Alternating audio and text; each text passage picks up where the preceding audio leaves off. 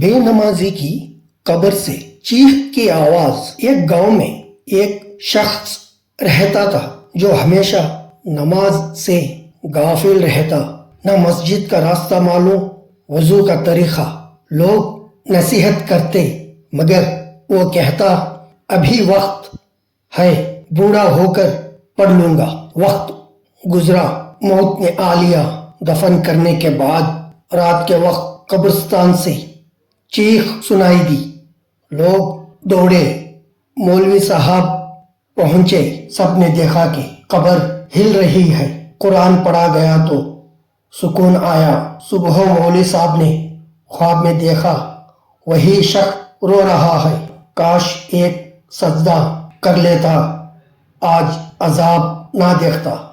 مولوی صاحب رو پڑے اور فرمایا جو دنیا میں سجدہ نہیں کرتا قبر میں سجدہ مانگتا ہے مگر قبول نہیں ہوتا۔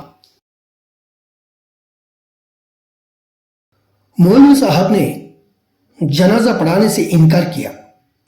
ایک دولت مند مگر بے نمازی شخص کا انتقال ہوا۔ لوگ دوڑے مولوی صاحب کے پاس، عرض کیا جنازہ پڑھا دیجیے۔ مولوی صاحب نے پوچھا کیا وہ مسجد آتا تھا؟ لوگ خاموش ہو گئے۔ مولوی صاحب نے فرمایا میں ایسے شخص کا جنازہ نہیں پڑھاؤں گا جو رب کے سامنے جھکنے سے انکار کرتا ہے۔ یہ بات سب کے دل میں تیر بن کر لگی۔